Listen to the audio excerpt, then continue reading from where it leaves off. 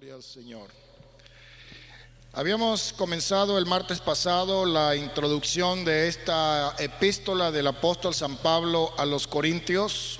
Estuvimos hablando acerca de el llamamiento de Pablo a ser apóstol de Jesucristo y estuvimos viendo cómo el Señor de una manera tan especial y tan maravillosa lo llamó a este sagrado ministerio.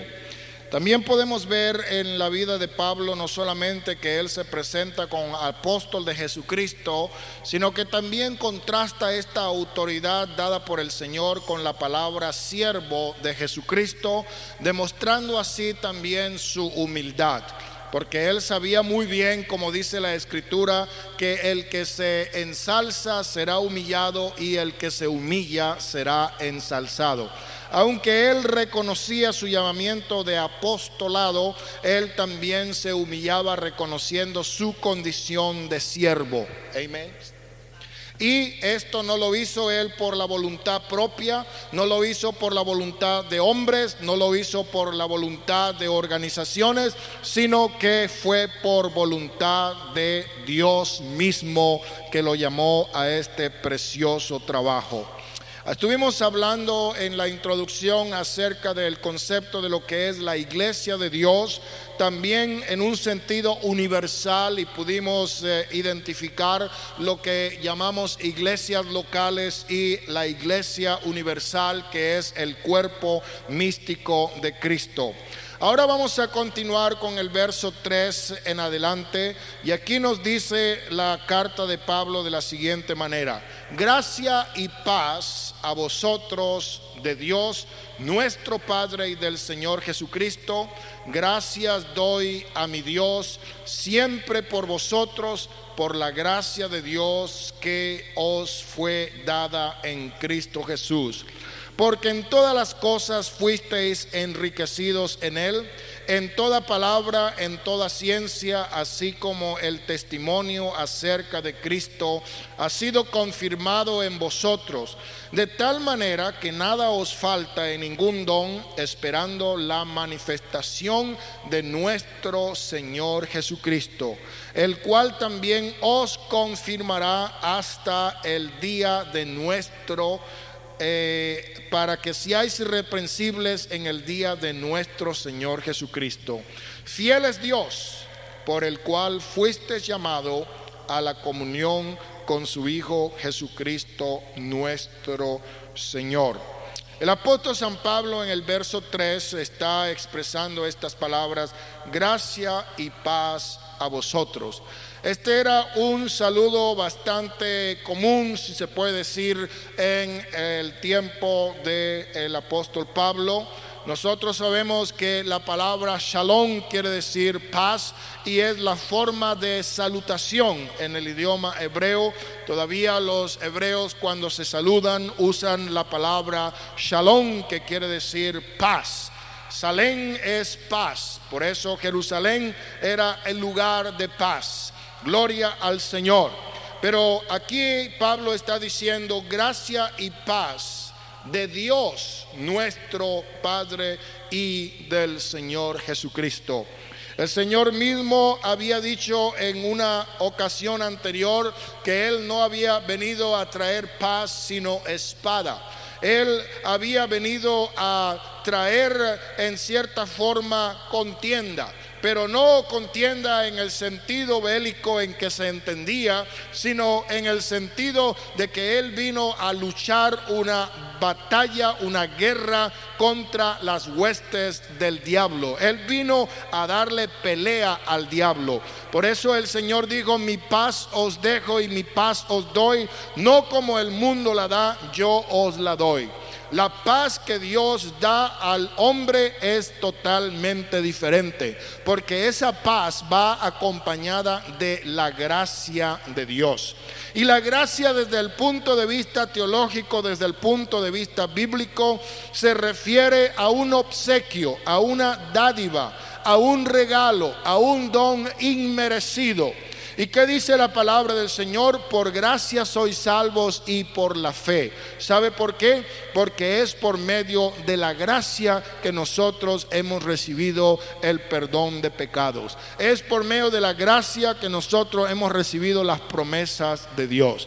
Por eso no hay algo más maravilloso para el cristiano que reconocer que tiene la gracia y la paz de nuestro Dios para con nosotros. La gracia y la paz que el Señor nos ha dado por medio del Señor Jesucristo. ¿Cuántos podemos decir gloria a Dios?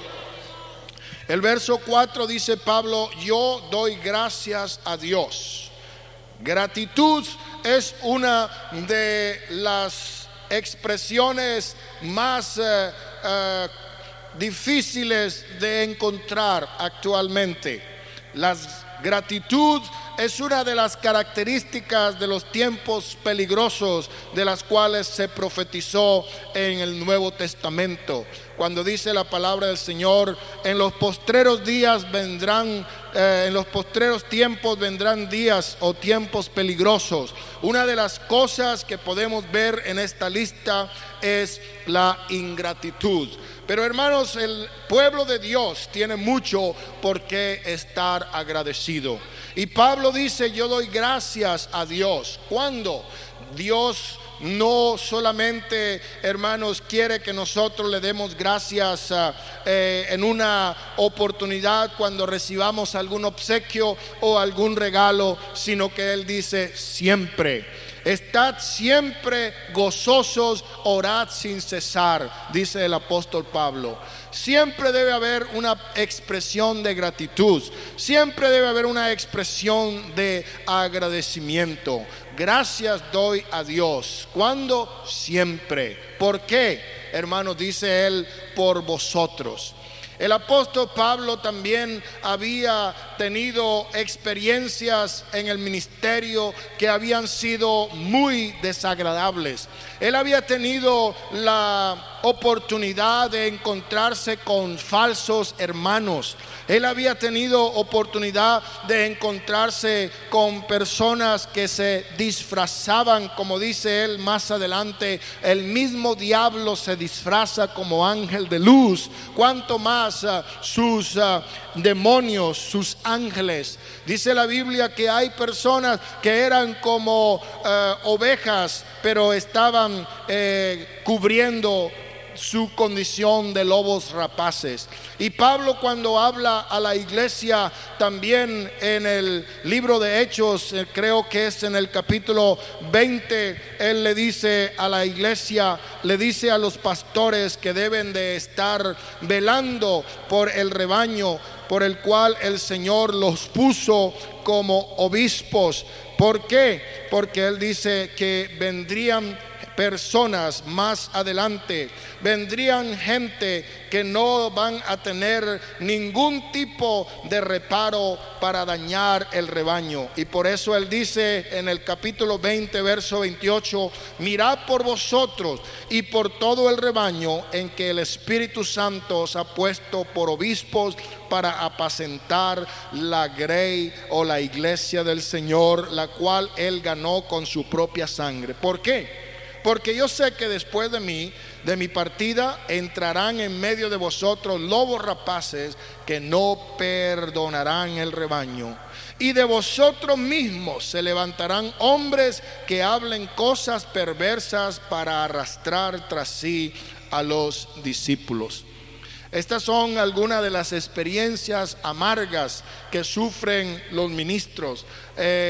La deserción, el hecho de ver que las personas no tienen una estabilidad en sus decisiones, no tienen lo que se llama un compromiso permanente, y que muchas veces hay personas que son movidas por la emoción y se comprometen, pero que al pasar los días comienzan a desanimarse. Y como dice la Escritura, hay personas de doble ánimo que son inconstantes en todos sus caminos.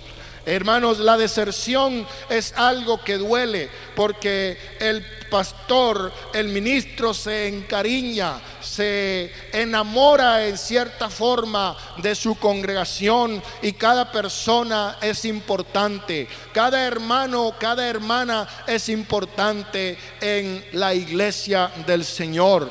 No hay preferencia, no hay favoritismos, a cada uno se le aprende a amar de la misma manera. Y cuando hay deserción quiere decir cuando se apartan de la iglesia, bien sea porque se apartan del camino del Señor, o bien sean porque se van a otros lugares o a otras iglesias. Hermano, hay bastante tristeza en el corazón de un pastor que ama su iglesia. Hay bastante tristeza de ver que no hay realmente un compromiso fiel en decir, vamos a caminar juntos. Como dice la Escritura, podrán dos andar juntos si no estuvieren de acuerdo. Hermano pastor, yo estoy con usted, yo lo apoyo, yo sigo caminando, vamos adelante. Esas son palabras que fortalecen realmente a cualquier ministro. Hay muchas oportunidades cuando el ministro ve desánimo en la congregación, ve el desgano para salir a los servicios, para salir a evangelizar, para cumplir con las responsabilidades económicas, y todo esto trae tristeza. Oh hermanos, son tantas las cosas, pero el apóstol Pablo también nos dice que el trabajo en el Señor no es en vano. La Biblia también nos dice que no nos cansemos de hacer el bien, porque a su tiempo segaremos si no desmayamos. Oh, qué precioso, lo he dicho muchas veces, no hay nada más que regocije el corazón de un ministro que poder ver a hombres y mujeres fieles en la obra del Señor. Hermanos, todos los sacrificios que un ministro pueda hacer son pequeños, son realmente insignificantes al ver que su trabajo no ha sido en vano, al ver que su obra ha permanecido. Y por eso Pablo aquí se regocija. Tal vez él en su necesidad, porque también él dice, yo estoy acostumbrado a vivir en la abundancia y estoy acostumbrado a estar en la escasez. Nunca he tenido ningún tipo de necesidad de quejarme. Pero él dice aquí, yo le doy gracias a Dios siempre. Siempre le doy gracias a Dios. ¿Por quién? Por ustedes. Qué preciosa expresión. Estoy contento, dice él, de ustedes, por ustedes. Me siento contento por ustedes. ¿Por qué? Porque la gracia de Dios fue dada a ustedes en Cristo Jesús. Yo vi cuando ustedes eran idólatras, cuando ustedes eran judíos religiosos que se congregaban en la sinagoga. Yo fui y les prediqué el evangelio de Jesucristo, y yo pude ver cómo ustedes lo aceptaron, y yo pude darme cuenta cómo la gracia de Dios que fue dada en Cristo Jesús llegó a sus corazones. Es precioso cuando usted, mi querido hermano, mi hermana, puede evangelizar a una persona y puede mirarlos en la condición tan baja en que se encuentran muchas veces, en lo más despreciable, si se puede pensar o imaginar, en lo más bajo, en lo más podrido, pero usted llega con el mensaje del evangelio y esa palabra que va acompañada de poder, porque Pablo dice, el evangelio que nosotros predicamos no consiste en palabras de humana sabiduría, no consiste en palabras elocuentes, sino en la manifestación del poder de Dios por medio del Espíritu Santo. Y cuando usted llega a un hogar que el diablo tiene en sus manos, atrapado en sus garras, y donde usted puede ver que hay alcoholismo y hay drogas y hay toda clase de delito y pecado, y la palabra de Dios llega a ese lugar, y usted comienza a testificar, y usted comienza a visitar, y usted comienza a dar estudio, y usted comienza a ver el cambio, hasta que llega a nacer en ese hogar el mensaje de la palabra de Dios y a crecer, y luego usted puede mirar que esa familia está llegando a la iglesia. Yo creo que eso le va a dar mucho gozo a su corazón. Amén. Y eso es lo que sentía Pablo acá con los corintios. Él dice: yo doy gracias a Dios, siempre me acuerdo de ustedes. Hay muchos hermanos que yo tuve la oportunidad de bautizar hace años atrás en el país de Venezuela y también en otras partes, y ahora que oigo que esas personas están perseverando en la obra del Señor, me regocija. Doy gracias a Dios por ellos, porque permanecen. De la misma manera como me entristece cuando alguien me dice: no, fulano de tal ya no está caminando en el Señor. Pero gracias a Dios por los fieles. Amén. El verso 5 nos dice: porque en todas las cosas fuisteis enriquecidos. La iglesia del Señor es una iglesia que prospera. Amén.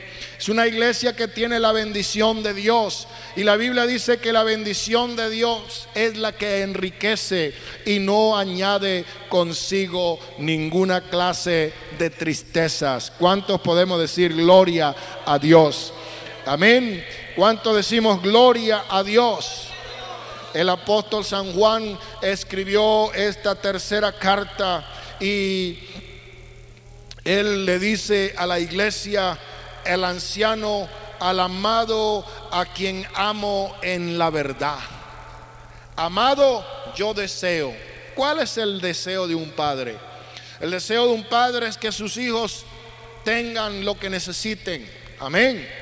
El deseo de un padre bueno es que a su familia no le falte nada. El deseo de un padre bueno, una madre buena, es que los hijos no tengan que sufrir necesidades. Y Pablo se identifica más adelante con los corintios, también le dice que él es su padre en la fe, es su padre espiritual. Y aquí dice: amado, yo deseo para ti lo mejor. Amén. Lo mejor de lo mejor, que dice Juan en el verso 2 de la tercera epístola: amado, yo deseo que tú seas prosperado en todas las cosas y que tengas salud, así como prospera tu alma. Pues mucho me regocijé cuando vinieron los hermanos y dieron testimonio de tu verdad, de cómo andas en la verdad. No tengo yo mayor gozo que este, el oír que mis hijos andan en la verdad. Amén. Gloria al nombre del Señor. Y por eso Pablo dice que en todas las cosas fuisteis enriquecidos. ¿Cuáles son todas las cosas? Es la triple fórmula de la prosperidad completa. La prosperidad material, la prosperidad espiritual y la prosperidad física.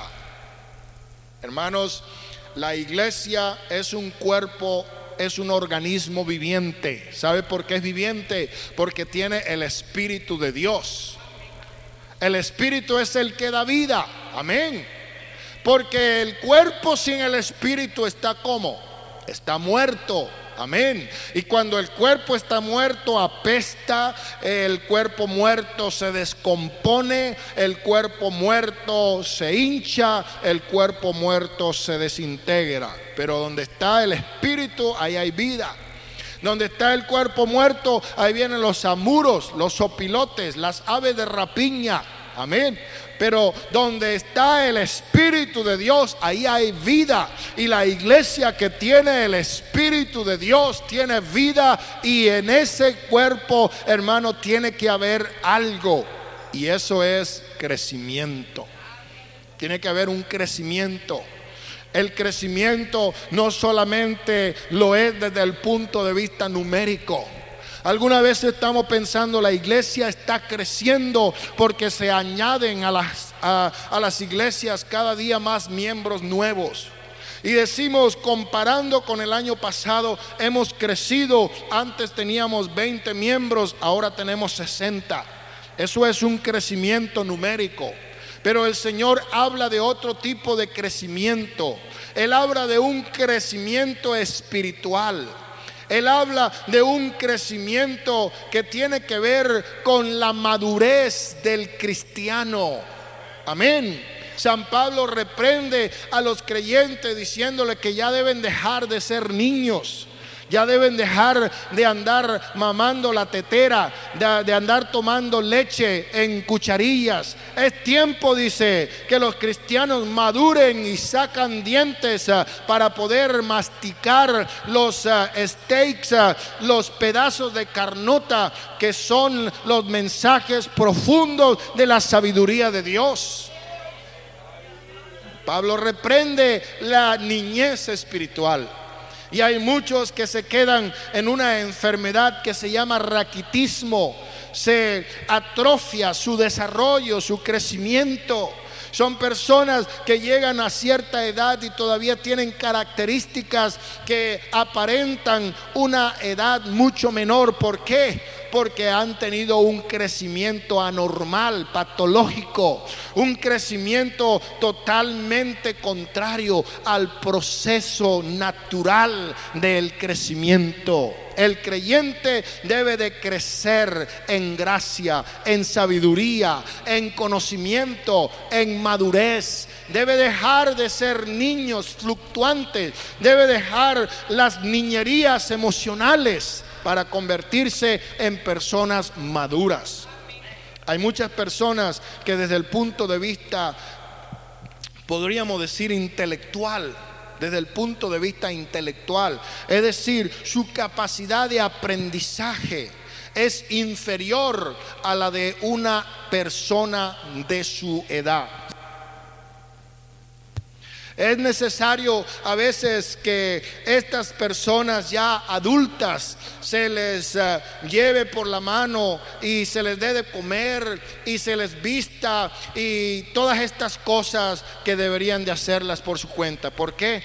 Porque intelectualmente son personas inmaduras y nosotros le llamamos retardados mentales. Y un retardado mental dice, bueno, este hombre tiene 25 años. Pero su edad intelectual, su madurez es de un niño de 6 años. ¿Cómo puede ser eso? Es posible, porque su proceso de crecimiento intelectual se atrofió.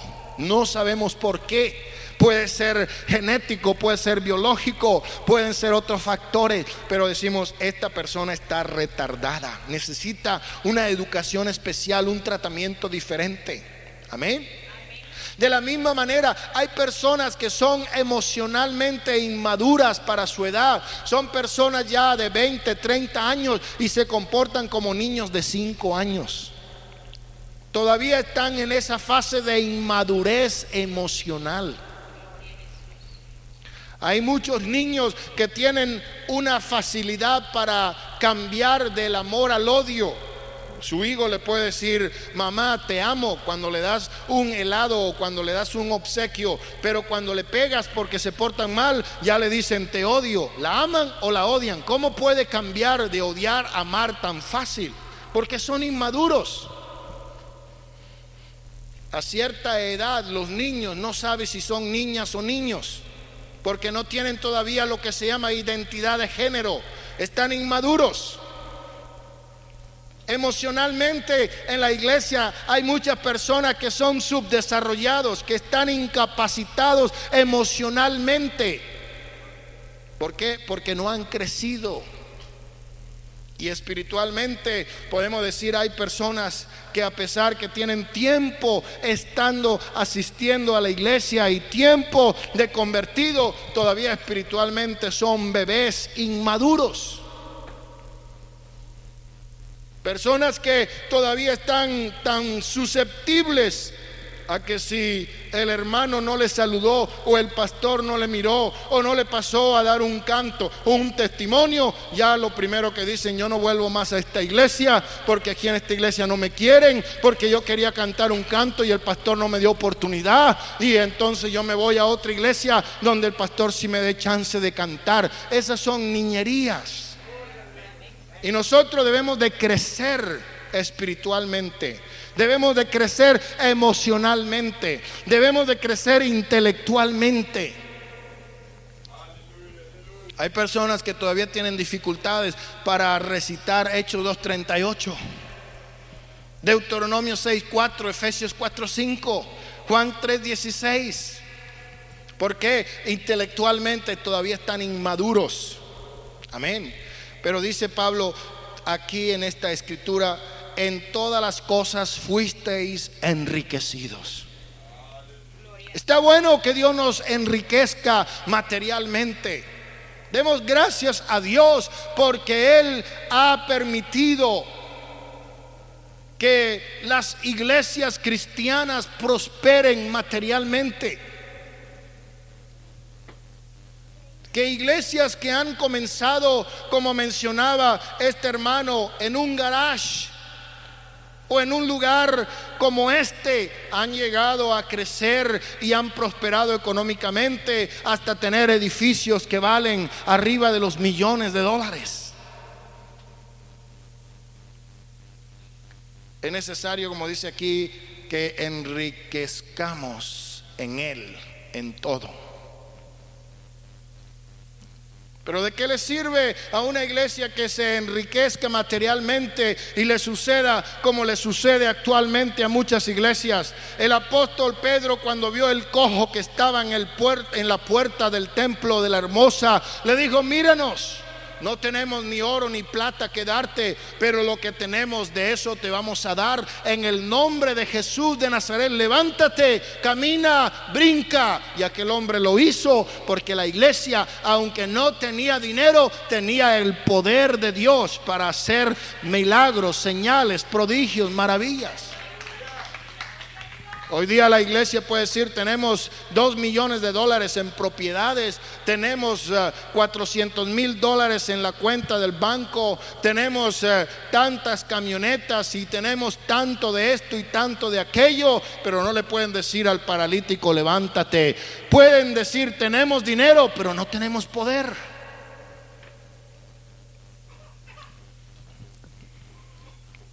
Porque en todas las cosas fuisteis enriquecidos. Demos gracias a Dios, hermano, que el Señor ha enriquecido con dones. ¿Cuántas veces batallamos a veces y decimos: no tenemos músicos que nos acompañen? Pero Dios ha preparado, Él se ha provisto, Él ha repartido diferentes dones. Él nos ha enriquecido en toda palabra. Nos ha dado bastante mensaje, hermanos. Hemos tenido diferente variedad de menú para deleitarnos con exquisitos manjares espirituales. Algunas veces puede usted decir: bueno, las tortillas y los frijoles aburren, y es bueno irse al hamburger y comprar ahí un hamburger o un hot dog para cambiar la rutina. Amén. Pero gracias a Dios que en la casa del Señor hay abundancia de variedad. Yo estaba pensando la semana pasada: qué privilegio es contar con hermanos que puedan predicar la palabra de Dios. Y hemos tenido invitados casi toda la semana, y cada uno trae un mensaje, y ese mensaje que trae nos ayuda, nos edifica. Hay abundancia de palabra, hay abundancia de enseñanza, hay abundancia de predicación, hay abundancia de consejo. Nadie se va a perder aquí por ignorante. Más bien se va a perder por sabiondo, porque al que más sabe, más se le exige. Al que más se le da, más se le pide. Y aquí ha habido abundancia de palabra, abundancia de predicación, ha habido abundancia de ciencia. Hermanos, cosa terrible, porque al que mucho se le da, también mucho se le exige. Usted no puede salir de este lugar diciendo: soy un ignorante de las cosas espirituales y por eso estoy exento del castigo que me corresponde por no saber lo que tengo que hacer. Hay muchos que son negligentes, pero la Biblia dice que el que sabe hacer lo bueno y no le hace, al tal le es pecado. ¿Cuántos dicen gloria a Dios? Entonces la iglesia ha sido enriquecida por medio de Él. enriquecida por medio de Jesús. ¿Por qué? Porque Él, siendo rico, se hizo pobre, para que nosotros que éramos pobres lleguemos a ser ricos en Él. Usted podrá decir: bueno, hermano, pues yo aquí no tengo ni siquiera una bicicleta, ni patines siquiera tengo para movilizarme, mientras otros andan en Cadillacs y en Jaguars y en BMWs y en Mercedes. Yo no tengo ni una bicicleta ni un par de patines. Soy una persona pobre. Ni zapatos tengo, nada más unos guarachitos que me trajo por allá un compadre. Tal vez usted sea la persona más pobre en cuanto a las pertenencias materiales. Pero eso no lo es todo. El mundo está tan agobiado por la competencia de aparentar con los símbolos del progreso material de esta sociedad capitalista, que muchas veces se olvida de los valores intrínsecos del ser humano. Usted es mucho más que la ropa que lleva encima. Usted vale mucho más que los zapatos que se pone. Usted es mucho más que la casa donde vive y el carro que maneja. Usted es una persona en la cual Dios ha puesto su espíritu. Ni siquiera el templo más lujoso que se pueda construir en este planeta se podrá comparar con una persona que es templo del Espíritu Santo. Dios mora en usted. Usted es alguien valioso. Usted es una persona enriquecida. No solamente eso, no importa que no tenga donde vivir aquí en la tierra. Who cares? Al fin y al cabo, aquí somos peregrinos. Andamos por un viaje temporal, fugaz, pasajero. Al rato dejamos de ser y estaremos en la presencia del Señor para siempre. ¿Y qué dijo San Pablo? Él dijo que él prefería partir y estar con el Señor. Estar ausente del cuerpo es estar presente con el Señor. Él habló de ese tabernáculo, o mejor de ese edificio terrenal, y comparólo con un tabernáculo espiritual, con un edificio celestial.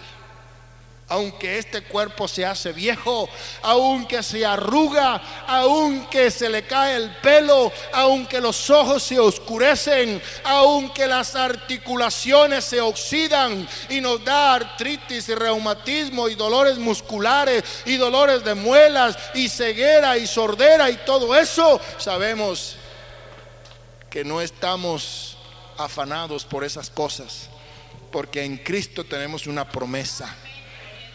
Gloria al Señor, porque en todas las cosas fuisteis enriquecidos por Él, en toda palabra, en toda ciencia, así como el testimonio acerca de Cristo ha sido confirmado en vosotros.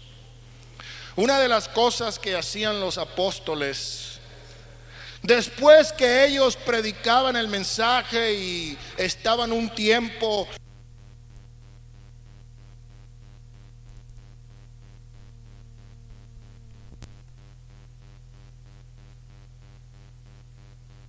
después de haberles enseñado los rudimentos más básicos de la doctrina, dice la Escritura que en algunas oportunidades los apóstoles regresaron. ¿Y para qué regresaron? Regresaron para confirmar a las iglesias.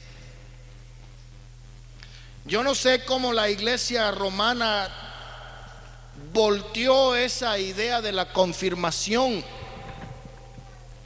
Y ahora la confirmación consiste en que el obispo viene a la iglesia y le pone algo en la frente y le da una bofetada y le dice que reciba el Espíritu, y ya lo quedó confirmado. Usted tiene padrino de bautismo y padrino de confirmación. Y le preguntan: ¿ya está confirmado? Sí, ya estoy confirmado.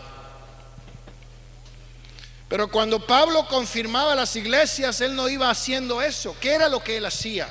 Lo que él volvía a las iglesias a hacer era a verificar, a chequear, a comprobar si las iglesias todavía permanecían en la verdad.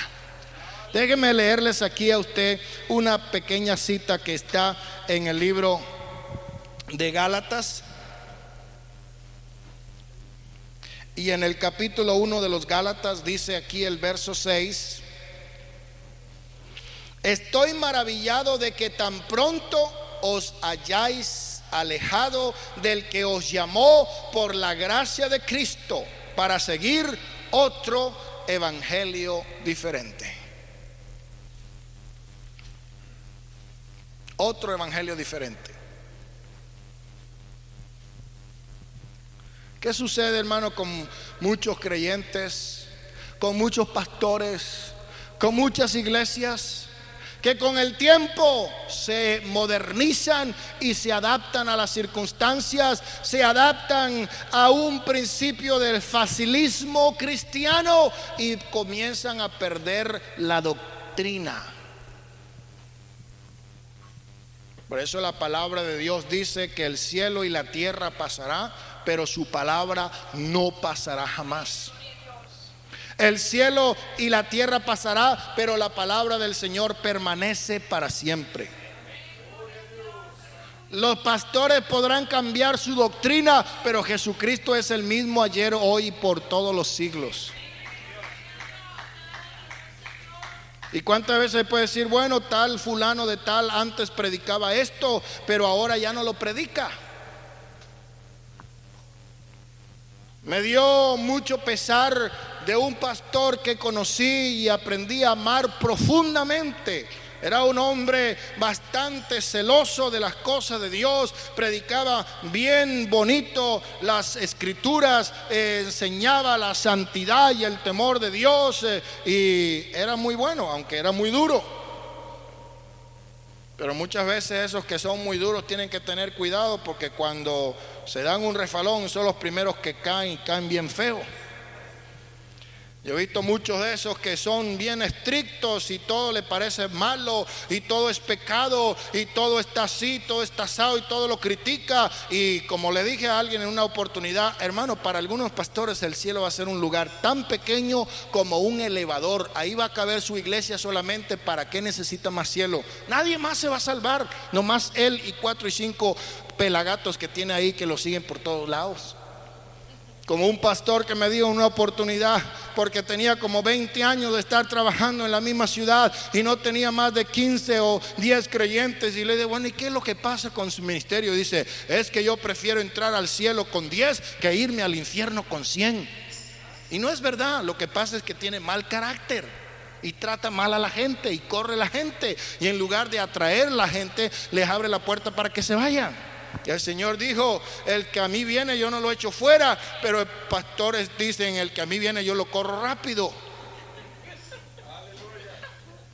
¿Ah?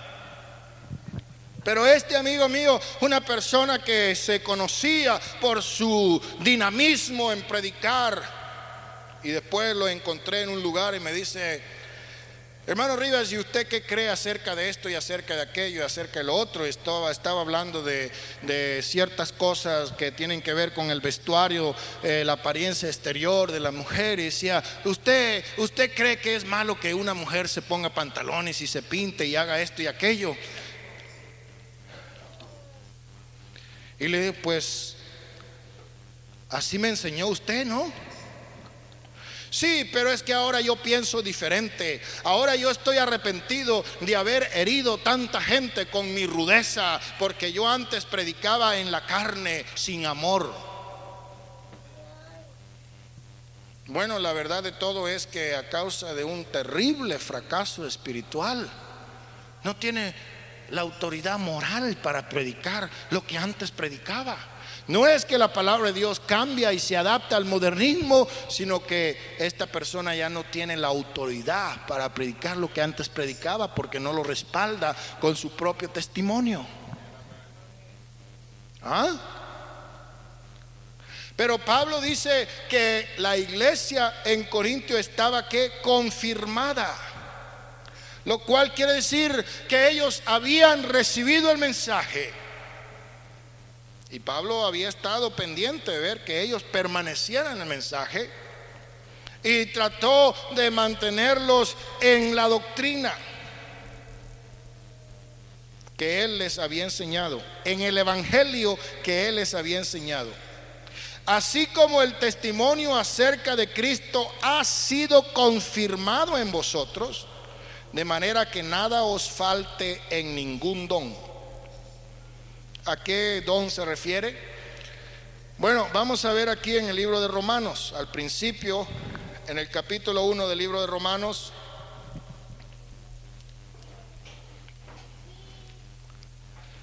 Dice el verso 10 del capítulo 1. O vamos a leer el verso 9 para tener secuencia. Dice: porque testigo me es Dios, a quien sirvo en mi espíritu en el evangelio de su Hijo, de que sin cesar hago mención de vosotros siempre en mis oraciones, rogando que de alguna manera tenga al fin, por la voluntad de Dios, un próspero viaje para ir a vosotros, porque deseo veros, quiero verlos. Quiero ver cómo está el tesoro de la iglesia, porque voy a buscar una buena ofrenda para comprarme un camello nuevo, porque el que cargo ya anda muy viejo. O necesito una nueva túnica y necesito ver cómo están ahí los fondos locales, porque voy a recoger lo que me corresponde. ¿Ustedes creen que eso dijo Pablo aquí en el verso 11? ¿Para qué quería verlos? ¿Para qué los quería ver? ¿Para que le contaran todos los chismes y le contaran todos los problemas y todos los pleitos? A veces cuando iba de evangelista a una iglesia, no faltaba uno que otro pastor que aprovechara mi visita para decirme todos sus problemas de la iglesia, y que aquí está un hermano así, así, así, y aquí está una hermana asado, asado, asado, y aquí está este hermano que le pasó esto, y este hermano tiene este problema, y esta hermana tiene aquel otro problema. Y yo aprendí de un pastor muy anciano, que antes, cuando era joven, estuvo de evangelista, y él me dijo: hermano Rivas, a mí nunca me gustó que un pastor me cuente los problemas de la iglesia, porque entonces eso me puede influir a mí para yo predicar lo que está sucediendo. Pero muchas veces, me dijo él, sin que el pastor me lo contara, el Espíritu de Dios me ponía en mi corazón predicar sobre el problema que tenía el hermano y la hermana sin yo saberlo, pero era el Espíritu, no era la carne. Amén. Gloria al nombre del Señor. Es que es diferente. Siéntate. Sit down. Shh. Gloria al Señor. Entonces Pablo dice: no, yo quiero ir a verlos a Roma para ir a pasear por el Coliseo. Sí, porque hay muchos que quieren visitar los lugares turísticos. Las iglesias que están en sitios donde se pueden ir a ver cosas atractivas. Sí, hay muchos que le gustaría ir por allá por Los Ángeles para poder ir a Disneyland y para poder ir a Hollywood. Cuando tuvimos la convención en Pomona, mucha gente fue a la convención, pero no por ir a la convención, sino para ir a Disneyland, para ir a Universal Studios. Una convención en Miami, vamos para Miami, a ir a ver allá en Miami, la ciudad de Miami, es muy bonita, vámonos para allá. Pero Pablo no dijo: yo quiero ir a Roma a ir a ver el Coliseo y los monumentos y el templo y el Senado. Él no dijo: quiero ver las cosas atractivas turísticas. ¿A qué quería ir él? A impartir dones espirituales. Quiero darle algún don espiritual. ¿Por qué? Porque Dios lo usaba a él para repartir dones espirituales. Y la Biblia, hermano, nos dice por medio del mismo Pablo en el capítulo 12 de Romanos: no quiero que ustedes ignoren acerca de los dones espirituales. Los dones espirituales eran el pan de cada día de la iglesia primitiva. En la iglesia había palabra de sabiduría, había palabra de ciencia, había discernimiento de espíritus, había profecía, había lenguas, había interpretación de lenguas. Ahora en un culto nuestro, cuando alguien habla en lengua y hay interpretación de lengua, bueno, eso es una cosa que se publica porque se ha hecho tan incomún que para mucha gente eso es como una cosa realmente extraña. Pero en la iglesia primitiva, hermano, era una cosa de todos los días. Era algo que abundaba en la iglesia, toda clase de dones. Hay dones espirituales, hay dones espirituales y hay dones ministeriales. ¿Por qué? Bueno, porque el Señor repartió dones a los hombres y una persona podía tener el don del evangelista, otro podía tener el don del pastorado, otro el don de ser maestro, otro el don de administrar, otro el don de ayudar, otro el don de aconsejar, otro el don de consolar. Habían diferentes dones, pero todos eran por el mismo Espíritu. Gloria al Señor. Entonces Pablo dice: yo quiero ir a ustedes para impartirles, para comunicarles algún don espiritual, a fin de que sean ¿qué? Confirmados. La confirmación viene nuevamente, es por la presencia del Espíritu Santo en la iglesia. ¿Sabe qué le estoy pidiendo al Señor? Señor, yo tengo una preocupación muy profunda, muy grande en mi corazón. Porque yo puedo decir, bueno, gracias a Dios que en este año que ha pasado el Señor nos ha bendecido. Económicamente hemos tenido una bendición grande. No voy a decir que ha sido muy, pero muy grande, pero sí más grande de lo que pensábamos. Han habido bautismos y hay gente que está diciendo: hermano, ¿y cuándo van a haber bautismo? Yo me quiero bautizar. ¿Verdad que sí, hermano Carlos? Y en los próximos bautismos yo me quiero bautizar. Y están ansiosos de que hayan bautismo para bautizarse. Amén, gloria al Señor. Me gusta eso. Nomás que yo no me apresuro. A veces digo, bueno, vamos a esperar un tiempecito a ver, porque no queremos que sean emocionados como el mago de Samaria, que se bautizó y creyó a Felipe y después su corazón estaba todavía lleno de pecado. Entonces vemos que el Señor está bendiciendo. Pero yo le digo: Señor, la confirmación de tu bendición no está en la economía, no está en los bautismos, no está en la asistencia. Para mí la confirmación de tu bendición está en el derramamiento del Espíritu Santo. Y yo quiero que en lugar de decir se bautizaron 30, pueda decir recibieron el bautismo del Espíritu Santo unas 100 personas. Eso sí, para mí significaría la confirmación de Dios en esta obra. Gloria al nombre del Señor. Y después de eso, Dios va a repartir dones espirituales. Pero mientras tanto, nos dice aquí en el libro de Corintios: el testimonio que se oye acerca de Cristo ha sido confirmado en vosotros, de manera que nada os falta en ningún don. Todos están esperando. ¿Qué estaban esperando? Estaban esperando la venida de Cristo. Estaban esperando la presencia personal de Cristo. Estaban esperando la aparición de Cristo. Qué precioso que dice aquí: esperando, ¿qué cosa? La manifestación de nuestro Señor Jesucristo. ¿Cuánto podemos decir gloria a Dios? Ahora veamos acá lo que dice el escritor Tito en su carta al libro de Tito, que está antecito del libro de Hebreos o de Filemón. Aquí Tito nos habla de la siguiente manera en el capítulo 2. El capítulo 2 de Tito y en el verso 11 dice: porque la gracia de Dios se ha manifestado para salvación a todos los hombres, enseñándonos que renunciando a la impiedad y a los deseos mundanos, vivamos en este siglo sobria, justa y piadosamente, aguardando la esperanza bienaventurada. ¿Y qué más?